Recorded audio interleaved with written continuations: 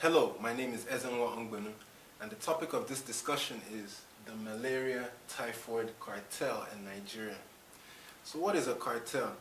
A cartel is basically a group of suppliers who collude and coordinate their behavior in order to maximize profits. So a classic example of a cartel would be like OPEC, that's the Organization of Petroleum Exporting Countries, of which Nigeria is a member. So these are all crude oil exporting countries that restrict their supply of crude oil to the international market in order to maintain the crude oil prices at a certain level, thereby maximizing the profits on the output that they do supply. Now that is an overt cartel, but cartels are a part of life and they're everywhere. Take for example like in Nigeria, if you look at the telecoms industry, like your MTNs, your Globalcoms, your Airtels, your Etisalat, you see a high degree of synchrony and coordination in their behaviors, in the way they roll out certain new features, like for example the portability of number is highly synchronized, or the ability to borrow credit, highly synchronized, or the fact that there's very little price competition in the tariffs that they charge. So they compete in ways that are inherently frivolous and create the illusion of competition, when in fact they are just all maintaining a very high tariff. So cartels are everywhere. So in the healthcare industry, and in particularly in the diagnosis and treatment of malaria and typhoid, there is a pernicious cartel.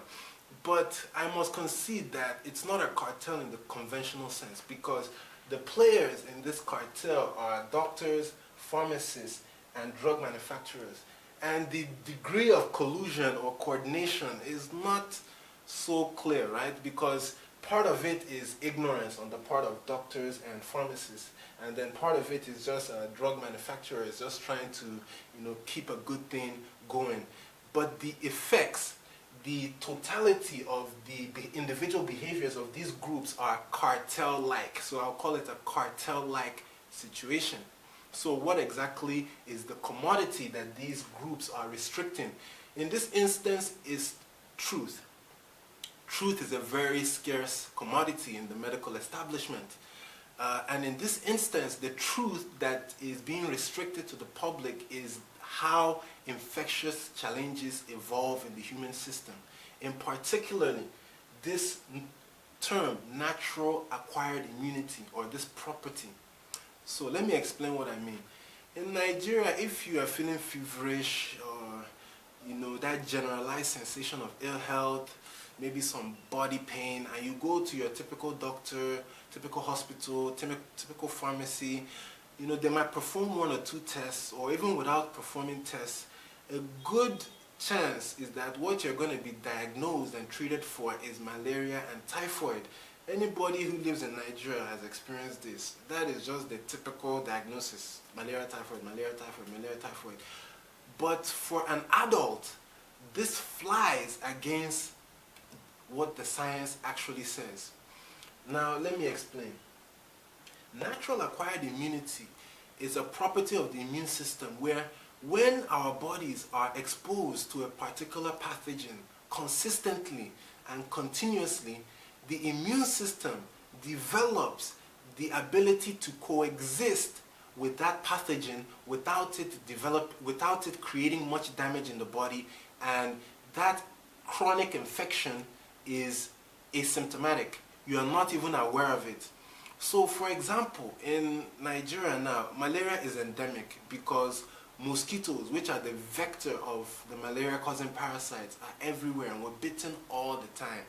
So over the course of years, and in the case of malaria, the development of natural acquired immunity takes about 14 years. So at some point during adolescence, your immune system have matured enough, because you have suffered so many bouts of malaria in infancy and also in the early stages of adolescence, that your immune system has matured to the stage where it is able to coexist with the malaria-causing parasite, which we know is a family of Plasmodium, the Plasmodium falciparum, Plasmodium vivax, Plasmodium ovale.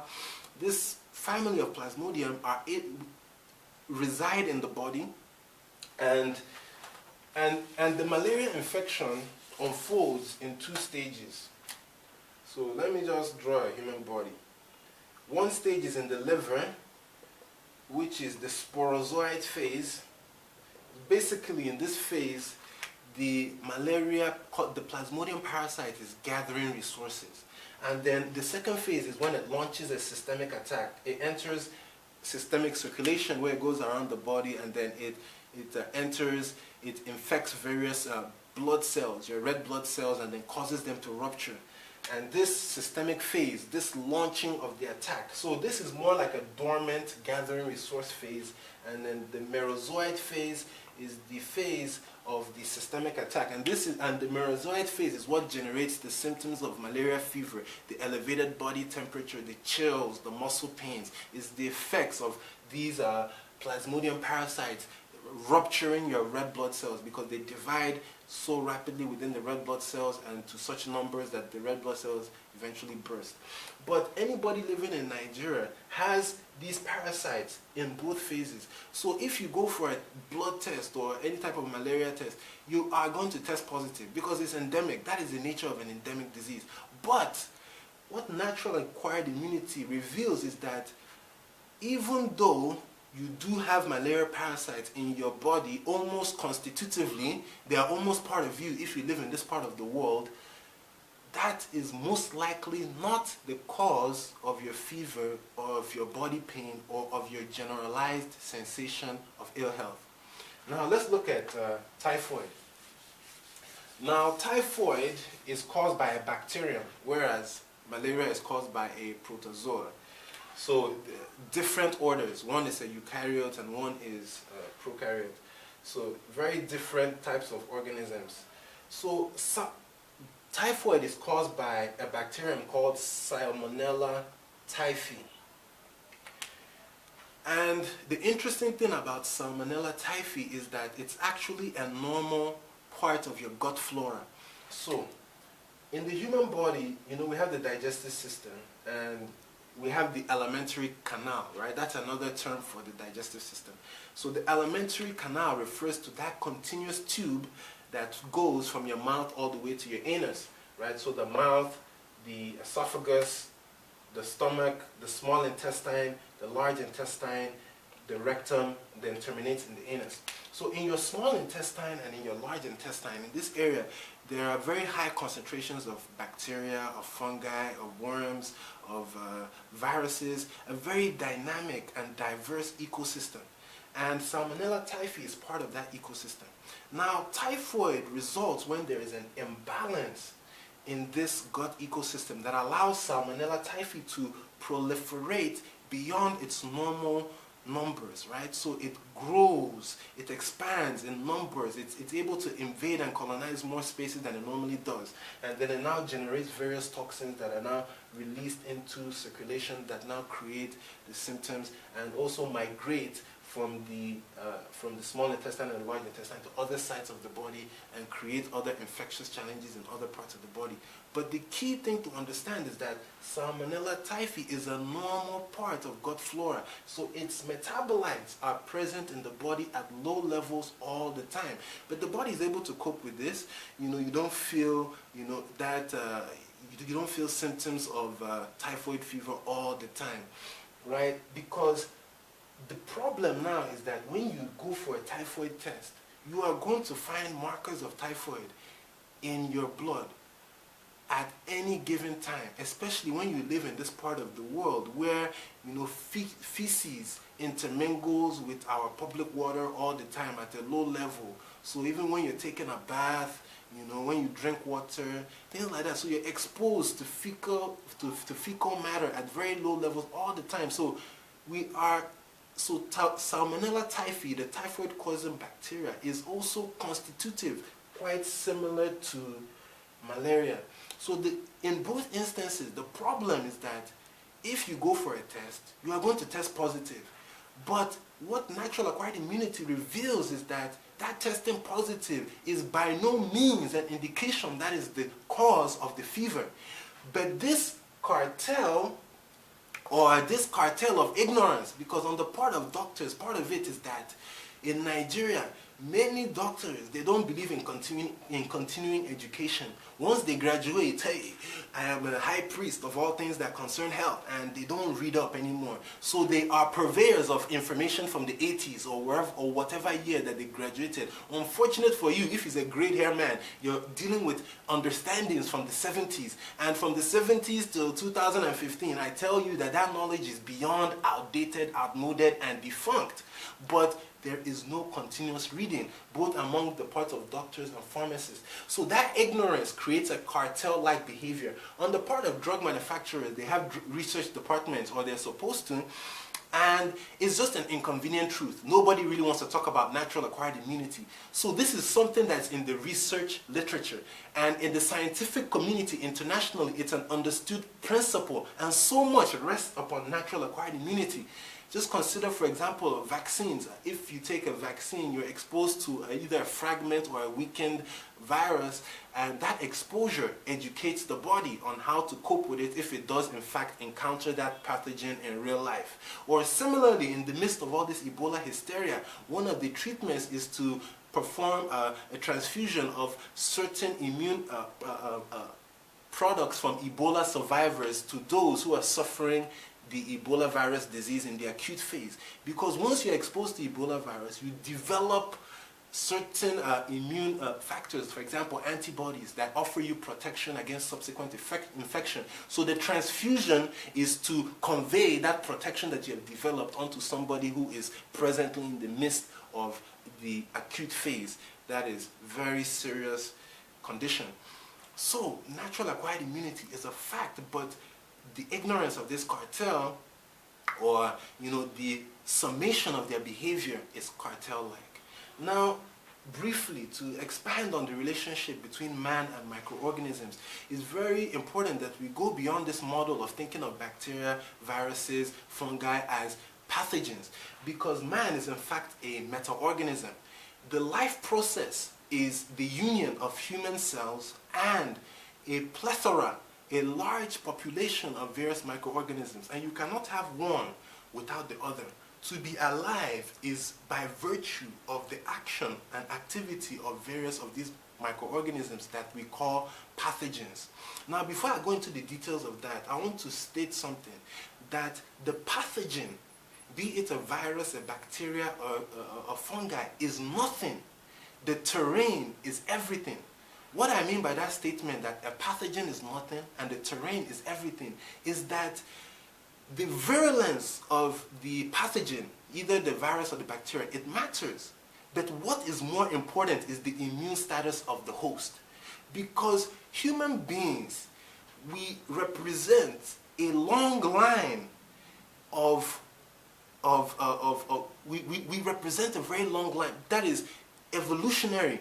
We have been exposed to these pathogens for a very long time, and we have developed capabilities of dealing with various pathogens. The immune system is diverse and incredibly complex and incredibly capable, but what it needs is the necessary nutrition, the necessary emotional state, and whatnot. Now, we kind of ignore that aspect so much in modern medicine and have this slash and burn approach with antibiotics, with antibacterial lotions, with antiseptic soaps. But that whole antiseptic vision is contrary to life, because without these bacteria, you cannot survive. So here's what I mean by meta-organism. Man is a meta-organism because we are estimated to be composed of 10 trillion human cells. That seems like quite a lot, but for every human cell, you have 10 bacteria. So we have 100 trillion bacteria. And most of these bacteria are located at our interfaces with the environment. So for example, they colonize our alimentary canal, most highly concentrated in the small intestine, and the largest concentration is in the large intestine. Then you also have bacteria all over your skin. You also have bacteria within your lungs, because the interior of your lungs, all those passageways, are an interface with the external environment in the action of breathing and exhaling. So it's colonized with various types of bacteria, and also our genital urinary tract. So your bladder and your urethra are colonized by various bacteria, fungi, and viruses. And all these things are necessary for life, and they are all part and parcel of the human body. So for every human cell, you have 10 bacterial cells. And interestingly, for every bacterial cell, you have an average of 10 viruses. So in the human body, on average, you have 1 quadrillion viruses. So that really ought to give us a pause and to make us think and rethink our understanding of bacteria and viruses. So granted, most of these viruses don't infect human cells. These are substantially enteroviruses, so, or bacteriophages. So they infect bacteria primarily. But it's that symphony. And imagine, in all these trillions and quadrillions, I've not mentioned the fungi, I've not mentioned the various other eukaryotic organisms, the protozoa, the protists and whatnot, and I've not even mentioned the worms, and all those things all constitute the complex ecosystem, the complex interaction of various microorganisms that work with our body to enable life. So what are some of the things that they do? Like these bacteria, they make numerous vitamins that we utilize, various B vitamins. They synthesize numerous neurotransmitters, like for example serotonin, acetylcholine, and then it's now transported to the brain. So these bacteria are critical for the operation of our brain. Bacteria in your gut are critical for cognition, for memory, for your mood. They are the greatest defense against depression, the right sorts of bacteria. These bacteria also produce a lot of immune factors as well. These are proteins, bacterioricins, that destroy truly harmful fungi, truly harmful bacteria. That is the sort that you don't really want in your body in any sort of amount. Now, and these viruses too also perform many diverse functions in the body. So now, let me land, because this is all a bit abstract. What are the causes of the fevers that people might experience that will go to the hospital in the first place, that is now misdiagnosed and mistreated? And you can see this hallmark of this misdiagnosis and mistreatment, because a lot of people that I know that have malaria-related things, it's almost like a monthly occurrence or bi-monthly, or like a quarterly thing. You always get malaria. And for an adult, that is almost impossible unless you're like immunocompromised, unless you have like HIV, or you're eating just a very terrible diet, or you're under terrible emotional stress that has just basically broken down your immune system. So in those cases, which in the whole are not so much, because our ability especially to resist pathogens that we have been exposed to for so long, like malaria and typhoid, is beyond what we really understand. Science is only beginning to grasp the true nature of the of how the immune system is able to resist and to coexist, because it's less even like a fighting against, it's just a coexistence, it keeps it within a certain range. So some of the important causes of fever. First of all, what is the fever? A misconception that people have is that malaria causes fever. That is only partly true, because a fever is something that the body does in response to like malaria or other sorts of infection. So it's more appropriate to say that a fever is something that the body does. This is what I mean. So temperature regulation, because a fever is elevated body temperature. Temperature regulation is controlled by a structure in your brain called the hypothalamus. And the hypothalamus raises core body temperature in response to what immune cells. So let's say you just have white blood cells that encounter some sort of pathogen, then they release certain factors, hormone-like substances, such as interleukins, like interleukin 6, that are transported to your brain, and then your brain now recognizes, oh, your immune system is facing a certain infectious challenge, then it raises the core body temperature. So it's something that your body actively does. It's not like the malaria somehow magically raises your temperature. Your body raises temperature because, one, it stimulates other immune cells, distant immune cells, notice the elevated temperature, then they know something is wrong, then they become more active. They start to move around. They are more sensitive to other signals, and they're more ready to attack and to destroy any infection or to clear up any damage in the body. Also, fevers are not only caused by pathogens, but they are also caused by damage. So the hypothalamus recognizes certain molecular patterns. That is, pathogen-associated molecular patterns.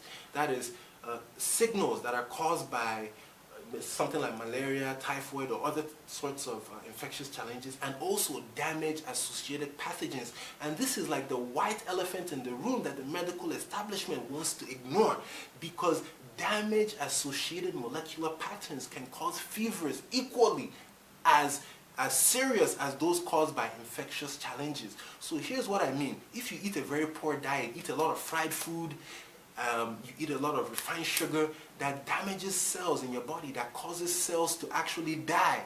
If that damage is serious enough, you will develop a fever.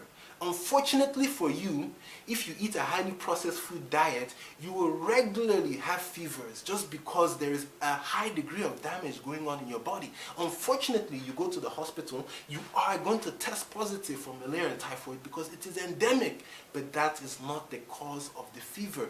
It is the damage that's going on in the body. It's when cells die in an uncontrolled fashion. This is called necrosis. When cells die in a necrotic fashion, where they just rupture and release their contents into the environment in your body, your immune cells notice that damage and they send signals to the regulating center in your brain, the hypothalamus, and then you now develop a fever. Another very important thing that generates fever is gut dysbiosis, and that's imbalance of gut bacteria. I believe I mentioned this briefly in the context of Salmonella typhi. That is, Salmonella typhi is a normal part of your gut bacteria. That's the bacteria that causes typhoid, but when there is an imbalance, it grows in number and then now creates a problem. So, under normal conditions in our large intestine, so this is roughly the large intestine. The large intestine is where you have the highest concentration of bacteria within the human body. Now, when you have imbalance of gut bacteria in your large intestine, and this imbalance is usually caused by antibiotics and also by a highly processed food diet. When you drink a lot of soft drinks, you eat a lot of things that contain refined sugar, a lot of white bread, all those things promote bad bacteria. Those bad bacteria and bad fungi as well, they create a lot of toxins. One of the toxins are LPS, lipopolysaccharides. These lipopolysaccharides are transported from your large intestine into your circulation, and then the LPS migrates to the hypothalamus, or alternatively, immune cells notice this LPS in circulation and then send signals, the interleukin. So either the LPS directly or the immune cells who notice the LPS send signal to your hypothalamus that raises core body temperature. So when you have an imbalanced gut, it's like you have a fever generating factory in your body, because these bacteria are going to be generating toxins constitutively on a day-to-day basis. So you are going to feel feverish, and that is that chronic malaria in most adults. Now, I did not mention this earlier. The statistics of malaria mortality bears out a lot of what I'm saying. Malaria kills about 6 million people a year in Sub-Saharan Africa. So it's a big killer. But the vast fraction, and I mean the vast fraction of these of the victims are infants and young adolescents. Very few adults actually die from malaria, unless you either have like HIV or you're diabetic or some other chronic condition that compromises your immune system. If you're eating a reasonable diet, malaria is not going to be what is going to kill somebody that is over age 14, 15. Now, going back to the causes of fever that are not recognized by the medical establishment, when you have this gut dysbiosis, you have these toxins that are generated in your colon that are translocated into circulation that creates fevers all the time. Now, when you take malaria drugs or typhoid drugs, you might get some relief. The reason why is that those drugs have anti-inflammatory processes. That is, what they do is that they block. Anti-inflammatory means that it calms the immune system, so that when your immune system notices the LPS, it will not send the necessary signal. It will no longer send the interleukins, like interleukin 1 or interleukin 6 or tumor necrosis factor alpha. These are various like protein structures that the immune system uses to communicate to each other and to other cells in the body. So it blocks the language of communication. Notice that it has not gotten to the root of the problem. It will just block it for a period. But then when that blocking is done, your gut is still toxic and it's still producing toxins. And it will eventually communicate that signal. You will eventually develop that fever. And then you take the drugs again, it will block that signal, you feel a little better, and you keep on going back and forth. You'll be on the malaria drugs all the time, on the typhoid drugs all the time, and you will always test positive, because you must always test positive, because that's the nature of how the immune system works. It's of coexistence. Just think of it in these terms. It will be stupid for the immune system to launch a vigorous assault to totally destroy malaria in your body, because in the next 5 minutes, a mosquito is going to bite you again, and back to square one. So it's intelligent and it conserves resources. So what it does is just that it allows it to coexist, and it keeps it at a certain number. It knows that X amount of plasmodium is not going to do much damage. So it's just like, chill. I'm not going to spend so much energy trying to kill everyone, because it's a waste of time. In the next 10 minutes, a new batch is going to come in. So it's better for me just to keep it at a certain range. And that's what it does with so many infectious challenges, both tuberculosis causing bacteria, malaria, so on and so forth. It's a very long list. So the nature of this cartel is really more of ignorance on the part of doctors and pharmacists.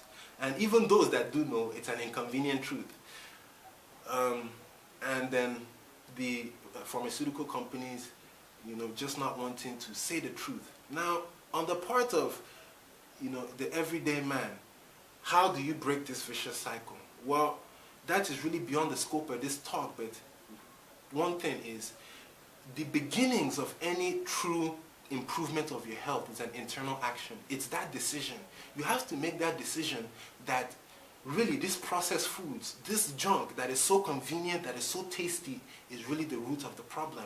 And then you have to determine what initial step you're prepared to take, because it's not realistic to totally change your diet in one day, because a lot of these foods are really quite addictive. A soft drink is every bit as addictive as cocaine. The research bears that out. So quitting Coke on one day is not really even the best thing to do. It will lead to withdrawal symptoms and other sorts of problems. So it's a gradual step, introducing one thing into your diet and educating yourself. This is the internet age. If you have internet connection to watch this video, then you certainly have the means to educate yourself online. And a simple thing that I always recommend for people for a start is lime water. It's cheap, it's quite simple to do. Glass of water, 2 limes or 1 lime, and just drink that once a day. And believe me, a lot of these things, so-called malaria and typhoid, will stop. So obviously that's not the cure to everything. Lime water doesn't cure, but it's a start. And really that's how it works. When you start something and you see the benefits, it now encourages you to do more and to do more and to do more. And this process takes months and years until you eventually reach a stage where you look back and you're like, wow, man, I'm so glad that I stopped all this stuff that I was doing before, and I feel so much better. So that's really just how it works. And I hope this talk was useful. Thank you so much for your time.